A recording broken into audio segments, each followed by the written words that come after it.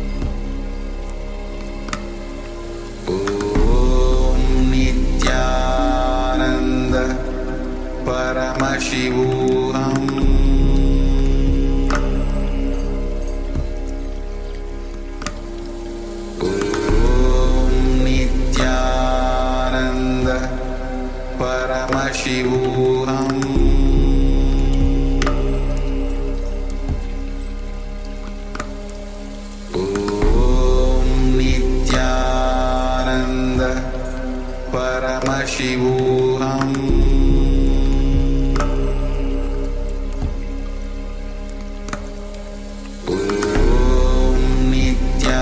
Nithyananda Paramashivoham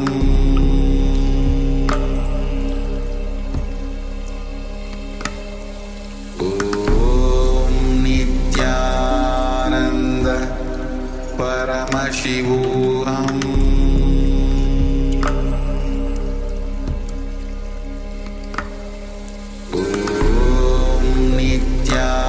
Nithyananda Paramashivoham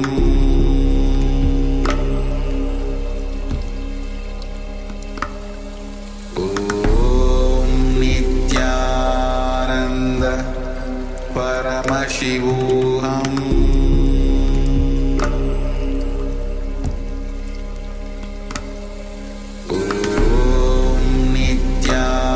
Nithyananda Paramashivoham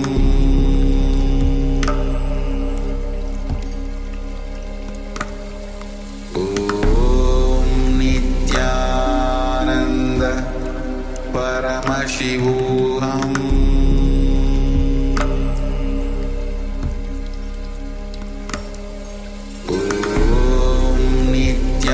Nithyananda Paramashivoham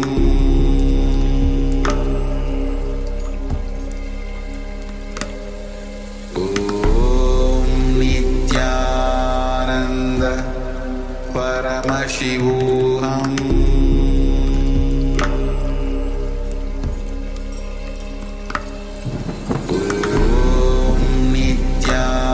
Nithyananda Paramashivoham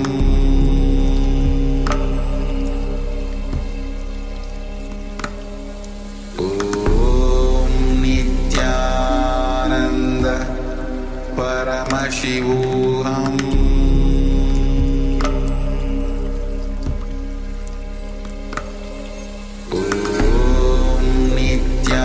Nithyananda Paramashivoham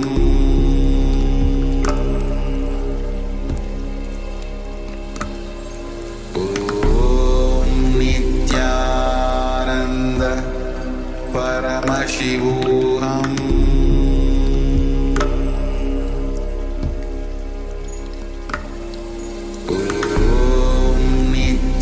Nithyananda Paramashivoham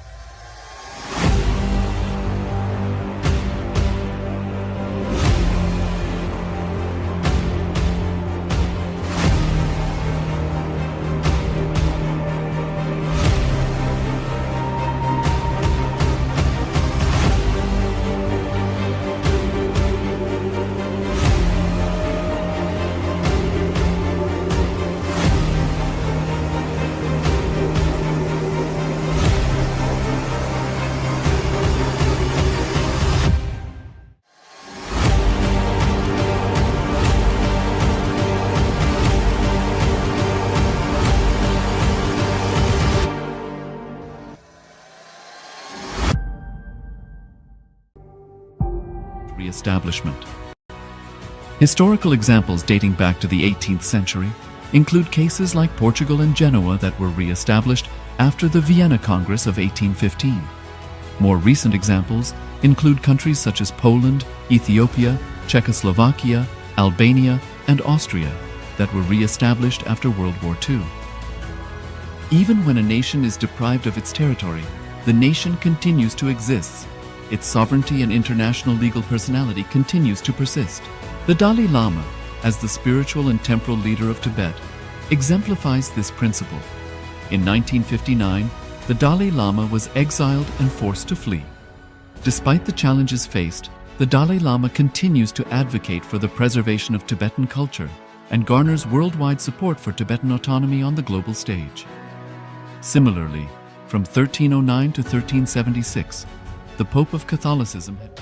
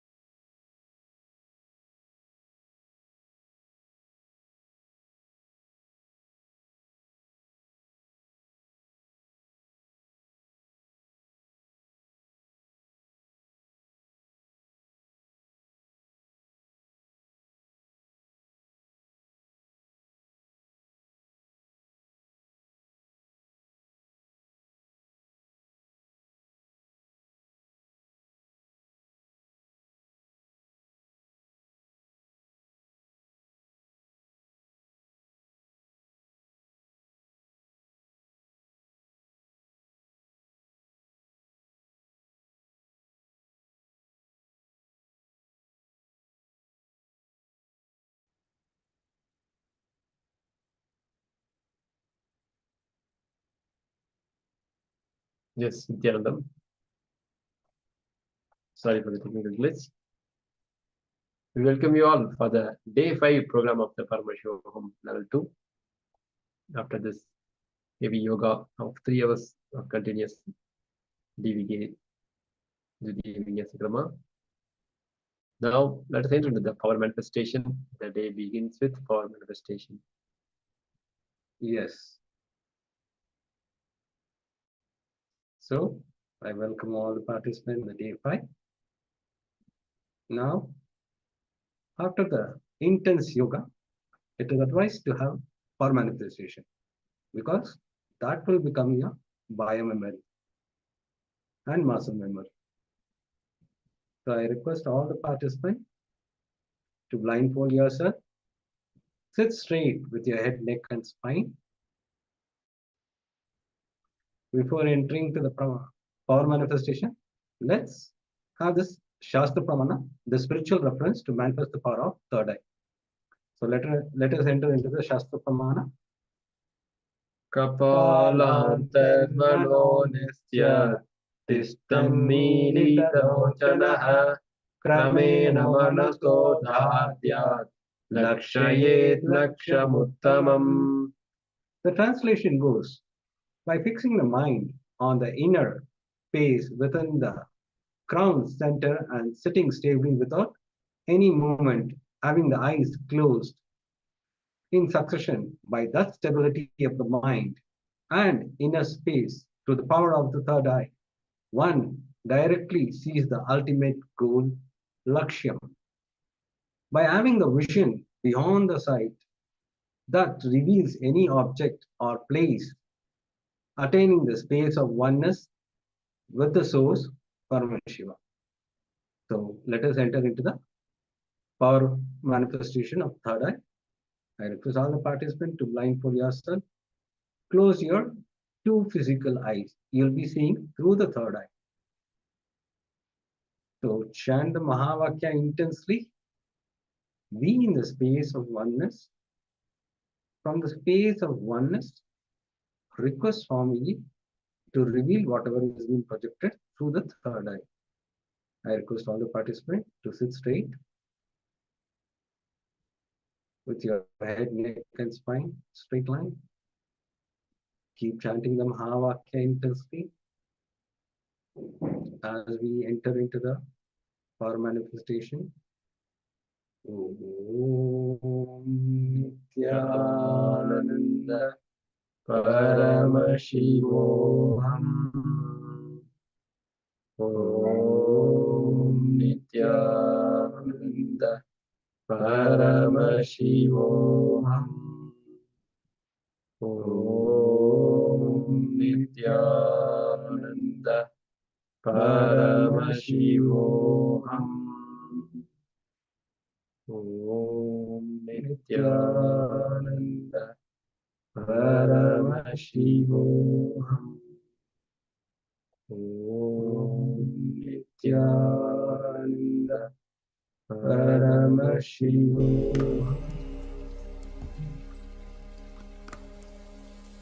Om Nithyananda Paramashivoham. Om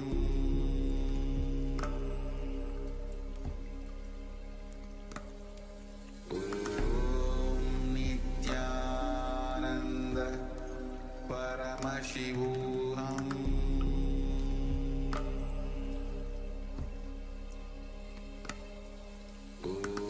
Om Nithyananda Paramashivoham. Om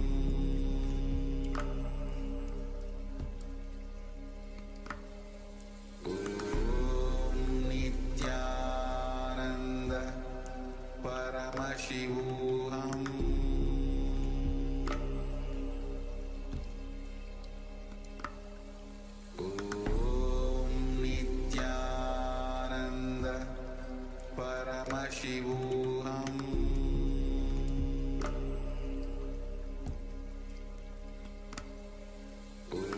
Om Nithyananda Paramashivoham.